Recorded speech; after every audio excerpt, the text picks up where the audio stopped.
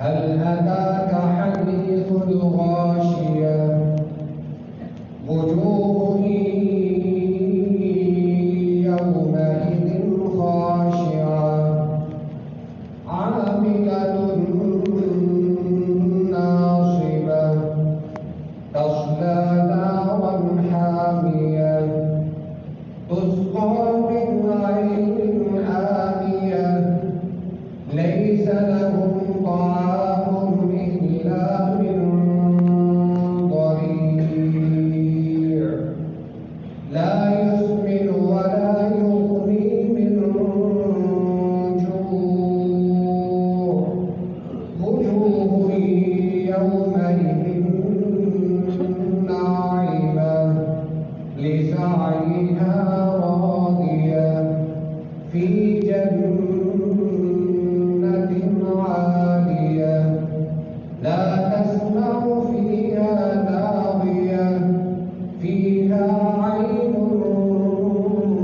جارية فيها سرر مرفوعة وأكواب موضوعة ونمارق مصفوفة وزرابي مبثوثة أفلا ينظرون إلى الإبل كيف خلقت وإلى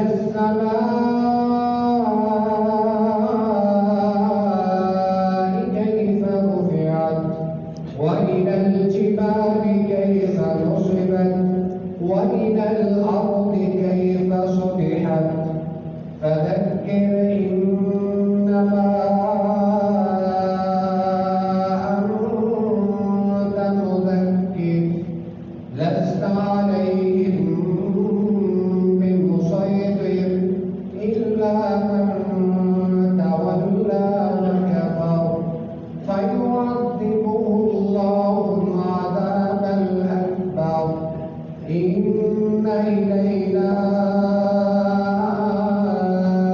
إيابهم ثم إن علينا حسابهم.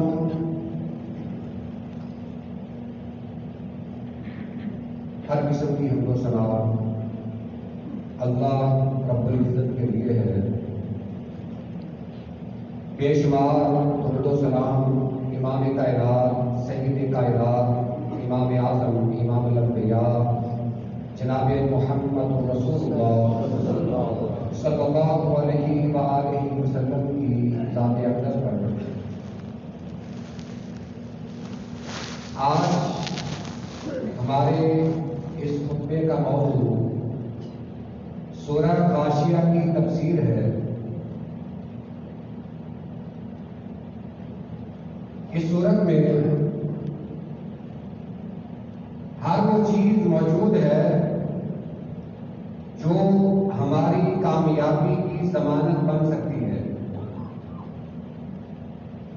یہ سورت مکی ہے اور مکی صورتوں میں اللہ تعالیٰ نے کثرت سے آخرت اور قیامت کا ذکر فرمایا ہے.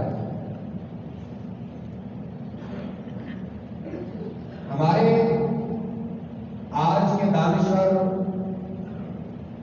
اور فلاسفہ حضرات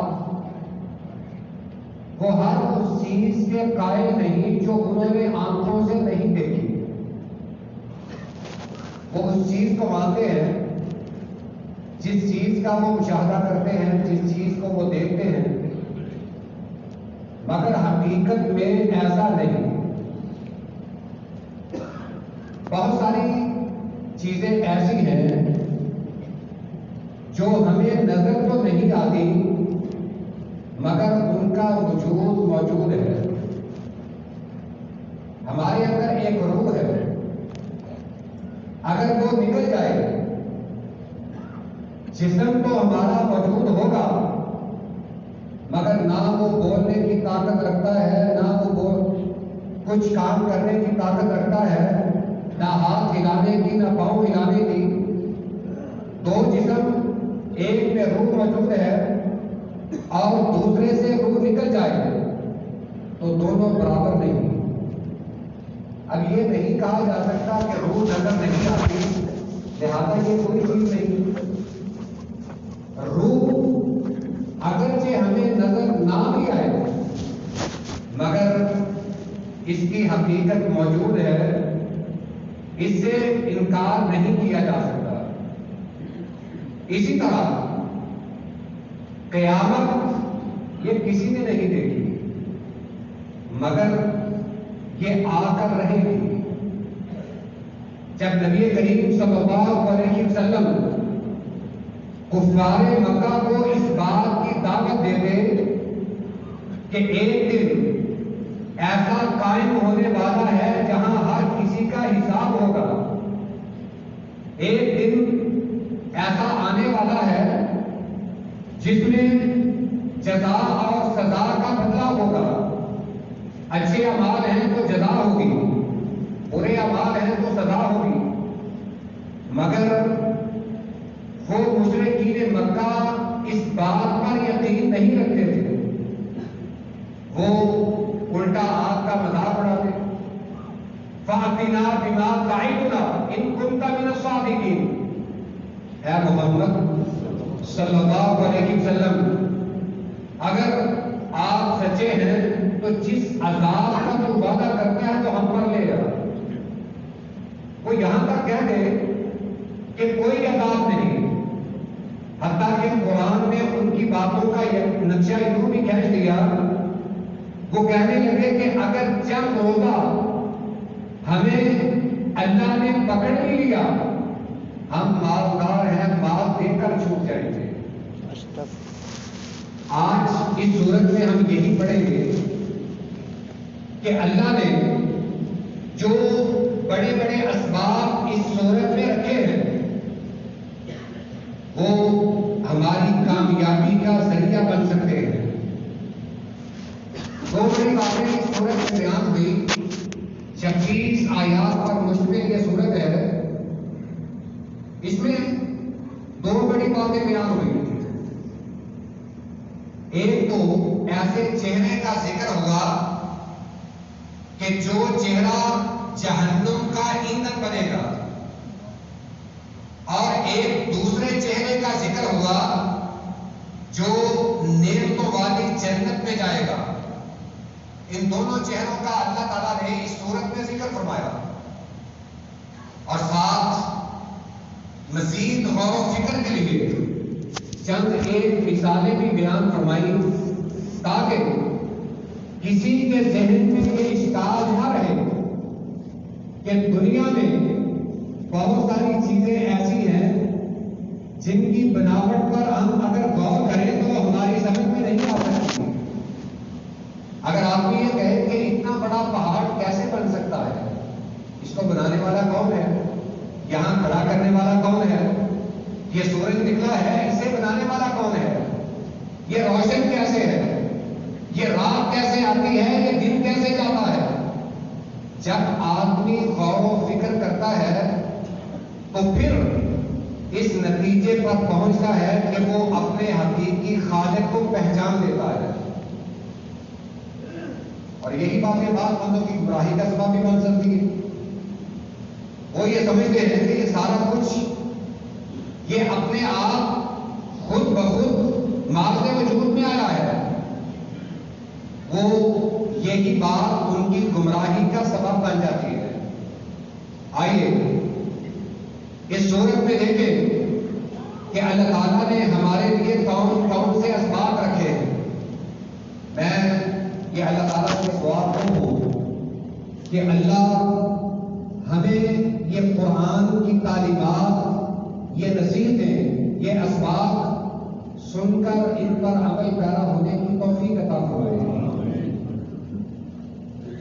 هل اتاک حدیث الغاشیہ، اے نبی کیا آپ کے پاس تعالیٰ نے قیامت کا ذکر فرمایا.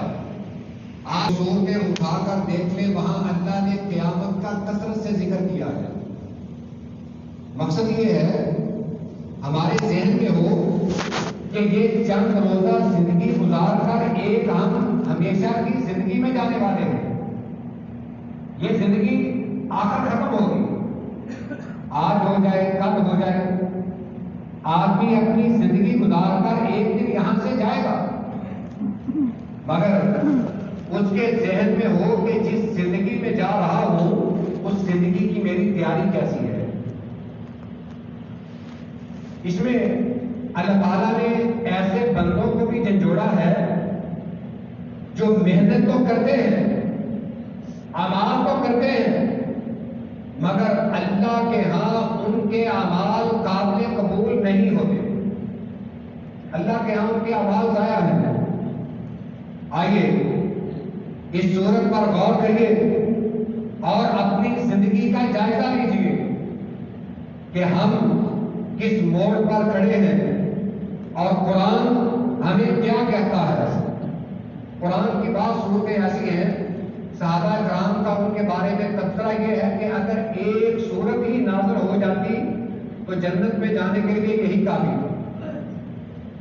یہ پورا قرآن ہمارے پاس موجود ہو، اس کے باوجود ہم ایسی زندگی گزار جائیں کہ کل قیامت والے دن ہمیں ناکامی کا منہ دیکھنا پڑے، تو پھر یہ تو قرآن کا قصور نہیں ہے، یہ دین کی تعلیمات کا قصور نہیں ہے، یہ ہمارا اپنا قصور ہے۔ قرآن ہمارے پاس موجود ہے، قرآن تو کہتا ہے ہدی للمتقین، یہ متقین کے لیے ہدایت کا باعث ہے۔ کوئی ہدایت چاہے کرتے ہیں، کوئی اپنے دل میں یہ تڑپ رکھتا تو ہو کہ میں جنت میں جانا چاہتا ہوں، وہ قرآن پڑھ لے، اس پر عمل کر لے، پھر اس کے جنت میں جانے کے لیے کوئی رکاوٹ باقی رہتی ہی نہیں۔ اللہ تعالیٰ نے پہلی آیت مبارکہ میں اس بات کی خبر دی کہ اے نبی، کیا آپ کے پاس ڈھانپ دینے والی، چھپا دینے والی جو قیامت ہے اس کی خبر نہیں پہنچی؟ غاشیہ قیامت کا نام ہے۔ یہ ڈھانپنا، یہ چھپانا، اس کے بہت سارے مفہوم ہیں۔ امام قرطبی رحمہ اللہ لکھتے ہیں کہ ایک نیک بندہ وہ دنیا کی تکلیفوں والی زندگی گزار کر جاتا ہے، قیامت برپا ہوگی، قیامت والے دن اپنے اچھے اعمال کے سبب وہ سرخرو ہوگا۔ اب یہ دنیا کے سارے دکھ پریشانیاں یہ قیامت اس کی ڈھانپ دے گی، اسے کبھی احساس ہی نہیں ہوگا کہ میں نے زندگی میں کوئی تکلیف بھی دیکھی ہے۔ یہ تو حدیث پاک میں بھی ہے، ایک آدمی جس کی ساری زندگی تکلیفوں میں گزری ہوگی، دین حق پر چلنے کی پاداش میں اس نے تکلیفیں برداشت بھی کی ہوگی، مگر قیامت والے دن جب جنت کی ایک جھلک اسے دکھائی جائے گی، جنت کی ایک جھلک دیکھ کر دنیا کی آگ جیسی عقیدوں کو بھول جائے گا۔ اللہ پوچھے کہ بندے کیا تم نے دنیا میں کوئی تکلیف بھی دیکھی ہے؟ یہ کہے گا کہ اللہ نہیں، مجھے دنیا میں تو کوئی تکلیف پہنچی ہی نہیں۔ اسی طرح جو دنیا میں اس دنیا کے مزے لیتا رہا، اس دنیا کی عیش و عشرت میں مگن رہا، آخرت کی فکر کو بھلا بیٹھا، اسے جہنم کا ایک جھونکا دلایا جائے گا، بعد میں پوچھا جائے گا کیا تو نے کبھی دنیا میں سکھ دیکھا ہے؟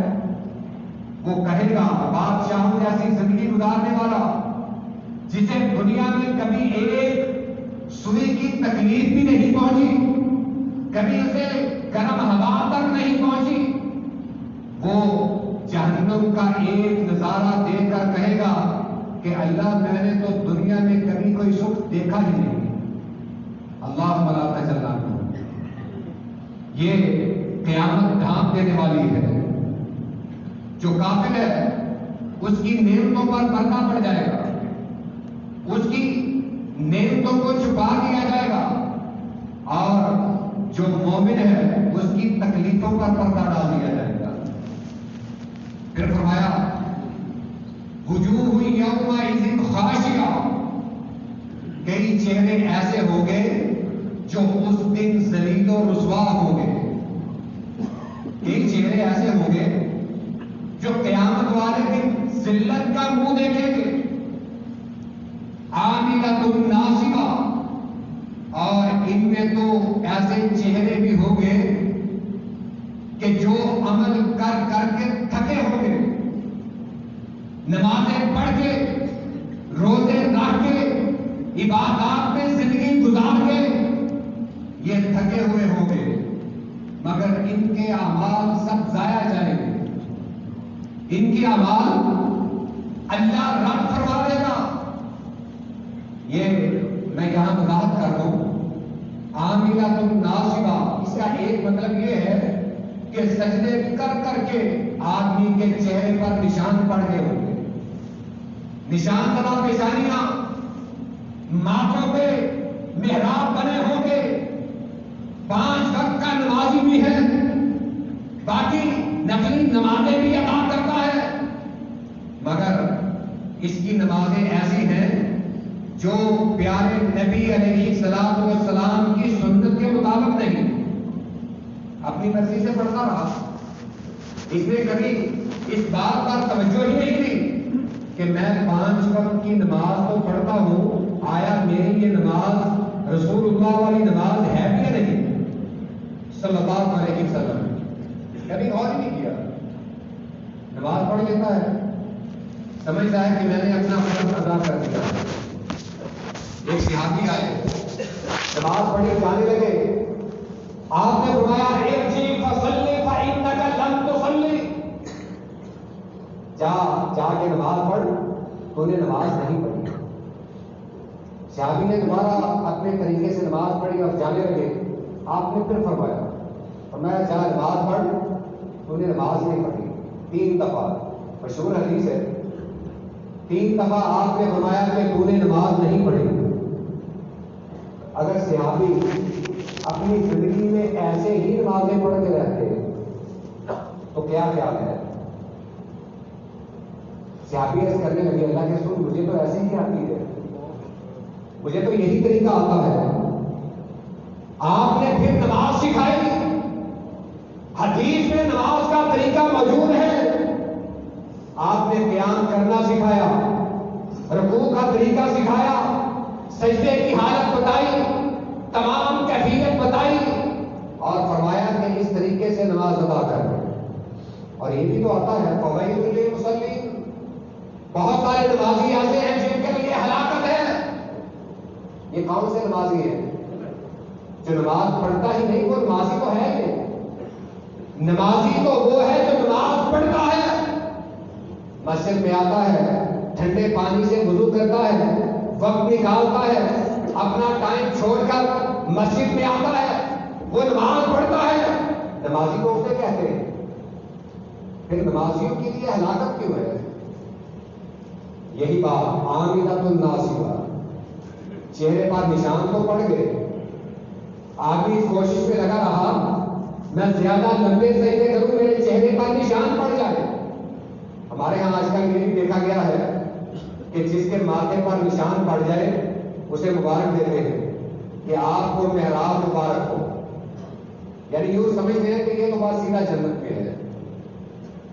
ہم اپنے ماتھے پہ محراب کا نشان ڈالنے کے لیے کچی زمین پر سجدے کرتے ہیں، اپنے آپ کو تکلیف میں ڈالتے ہیں، اور کئی بھائی تو سجدے والی جگہ پر کوئی چیزیں بھی رکھ لیتے ہیں۔ یہ نشان اکیلا کافی نہیں، یہ جو آپ کی حیت ہے، اٹھنا بیٹھنا، رکوع و سجود، قیام و قعود، یہ تمام کی تمام چیزیں اگر میرے نبی کے طریقے کے مطابق ہوگی تو پھر یہ ایک نماز آپ کی اللہ 27 نمازیں بنا کر بھی لوٹا دے گا۔ پھر آپ ایک پڑھیں گے، اللہ آپ کی ایک ہی 27 بنا دے گا۔ مگر بعض اوقات تو ایسا ہوگا اگر آپ ایک پڑھیں گے تو وہی نماز کالے کپڑے پہ لپیٹ کر آپ کے منہ پر مار دی جائے۔ ہمیں اپنی نمازوں کی فکر کرنی ہوگی، صرف اپنے ماتھوں پر نشان کی فکر نہ کریں، اپنی نماز کی فکر کریں۔ ہم اپنی نماز کو سامنے رکھیں،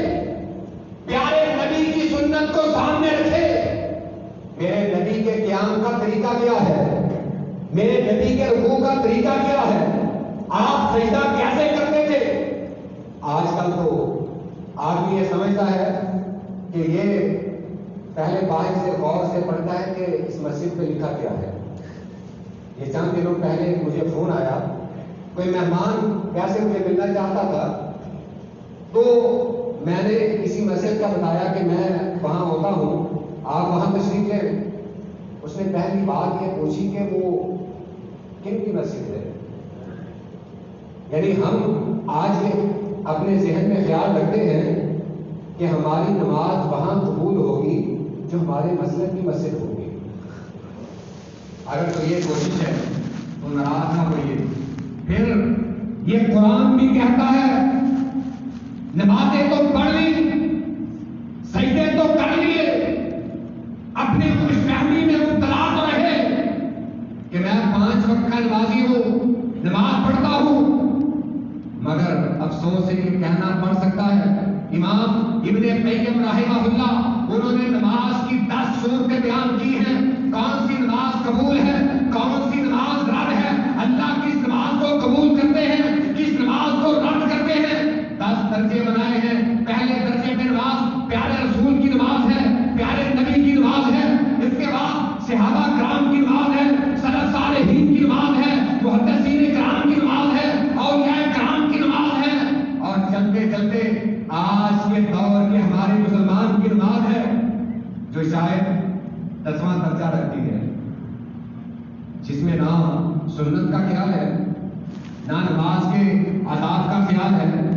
امام ابن قیم رحمہ اللہ فرماتے ہیں کہ آخری 10ویں درجے والی نماز یہ وہ نماز ہے جو آدمی کے منہ پر کالے کپڑے میں لپیٹ کر مار دی جاتی ہے۔ یہ داد فکر ہے عاملۃ ناصبہ، اعمال کر کر کے تھکے ہوں گے، اعمال بہت زیادہ کیے ہوں گے، مگر اللہ کے ہاں ان کی قدر و قیمت ایک رائی کے دانے کے برابر بھی نہیں ہوگی۔ سارے اعمال اللہ ضائع کر دے گا۔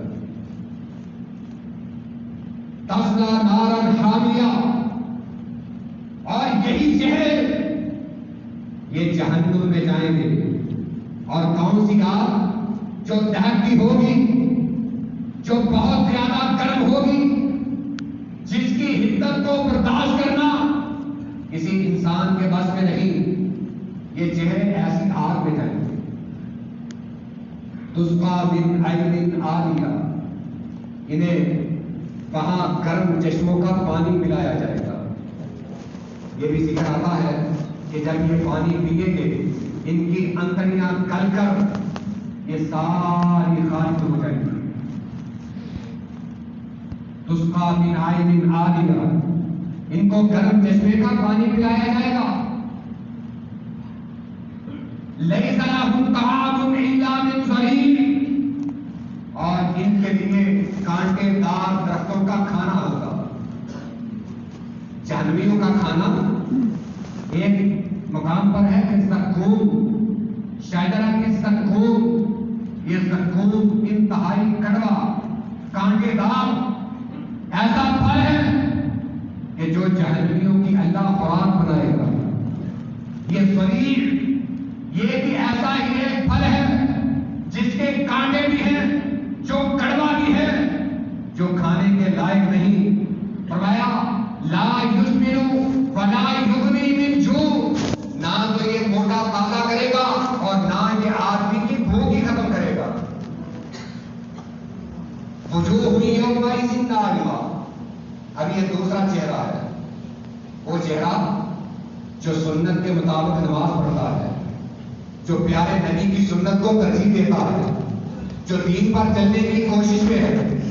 وجوہ یومئذ ناعمہ، قیامت والے دن بعض چہرے ایسے ہوں گے جو تر و تازہ ہوں گے اور نعمتوں والی جنت میں ہوں گے۔ اللہ سے دعا ہے اللہ ہمیں بھی ان میں شامل فرمائے۔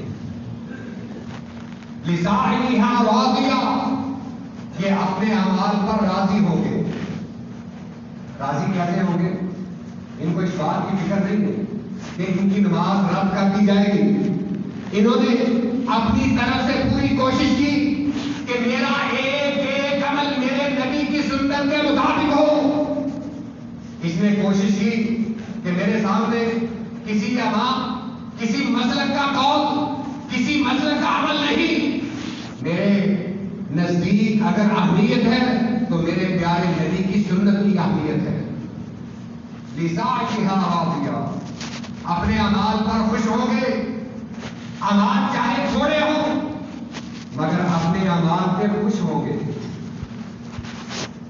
یہ غزوہ تبوک کا واقعہ ہے. ایک صحابی سیدنا عتبہ بن زید، ان کے پاس دینے کے لیے کچھ نہیں، آپ نے چلنے کا اعلان فرمایا. ساری رات اللہ کے سامنے گر گڑاتے رہے. توجہ فرمائیے کہ اعمال اللہ کیسے قبول کرتے ہیں. دل میں تڑپ ہے کہ میں بھی جہاد کے لیے کوئی فنڈ دوں مگر دینے کے لیے گھر میں کوئی چیز نہیں. ساری رات روتے رہے، گر گڑاتے رہے. اللہ میں بھی چاہتا ہوں کہ میں بھی تیرے محبوب کے اعلان کے مطابق صدقہ دوں، جہاد فنڈ میں اپنا حصہ شامل کروں. اللہ کیا کروں، دینے کے لیے کچھ نہیں. ساری رات گر گڑاتے گزر گئی. اللہ کو یہ ادا اتنی پسند آئی، اللہ نے نماز فجر سے پہلے جبریل کو بھیجا. جبریل جا میرے نبی کو بتلا دے کہ میرے فلاں تیرے فلاں صحابی نے رات کو یہ عمل کیا ہے. اللہ نے اس کا صدقہ اپنی بارگاہ میں قبول کر لیا ہے. سبحان اللہ. آپ نے نماز کے بعد پوچھا وہ کون ہے جس نے رات کو سجدہ کیا، رات کو صدقہ کیا ہے؟ صحابہ خاموش ہیں. پھر آپ نے کیفیت بتائی کہ یوں اس نے اللہ سے مناجات کی، اپنی خواہشات کا اظہار کیا. وہ کون ہے؟ صحابی کھڑے ہوئے، عرض کی اللہ کے رسول یہ تو میں تھا. یہ تو شکوے گلے میرے دل میں تھے، میری تڑپ تھی، خواہش تھی میں بھی ایسا عمل کروں جو اللہ کے نامہ، اللہ کے ہاں ایسا لکھا جائے جو جنت میں جانے کا سبب بن جائے، مگر میرے پاس دینے کے لیے کچھ نہیں تھا. آپ نے فرمایا خوش ہو جا، صدقہ دینے والوں میں اللہ نے تیرا نام بھی لکھ دیا ہے.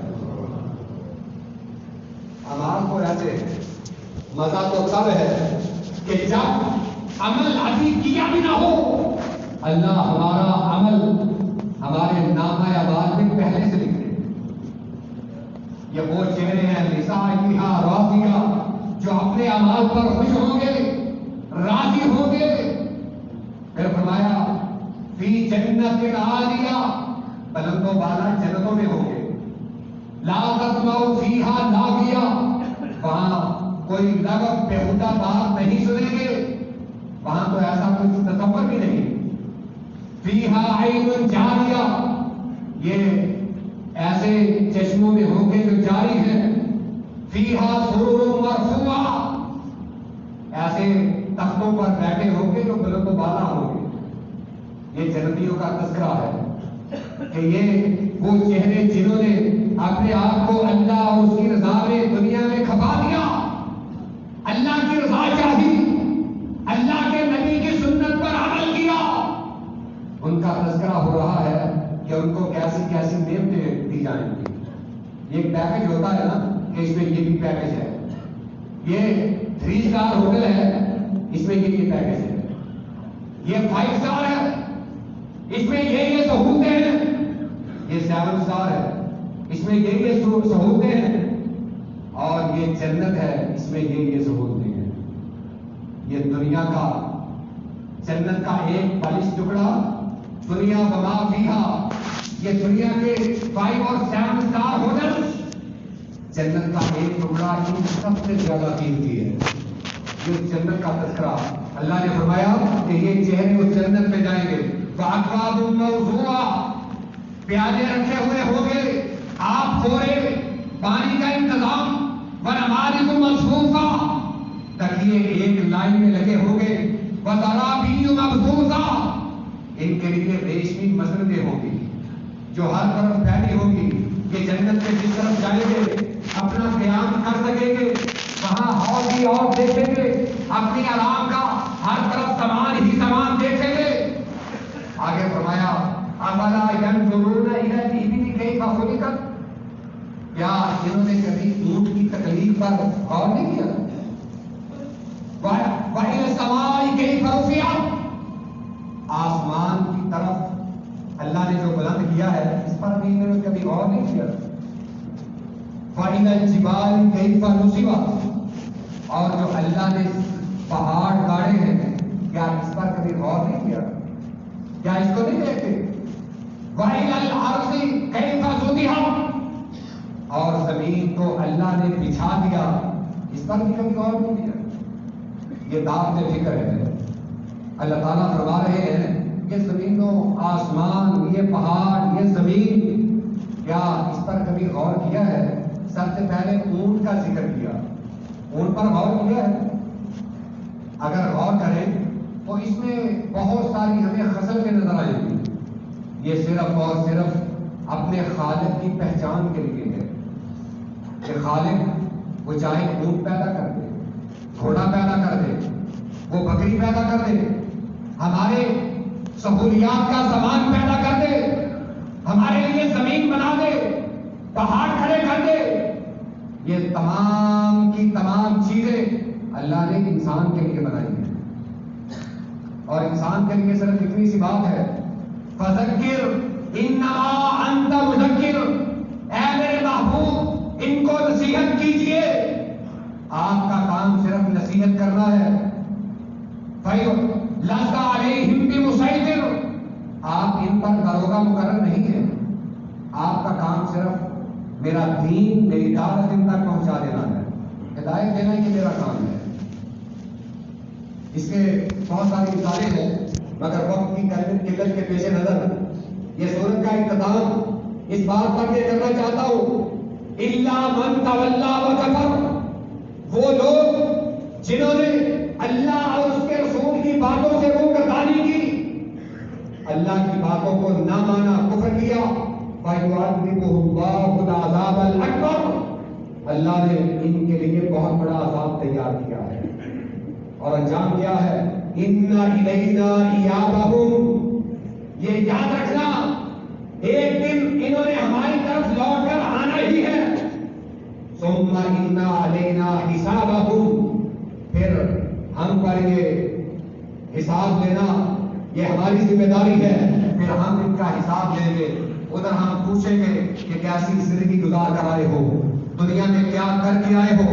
آپ نے فرمایا 5 ایسی چیزیں ہیں جن کے بارے میں اللہ کل قیامت والے دن سوال کرے گا۔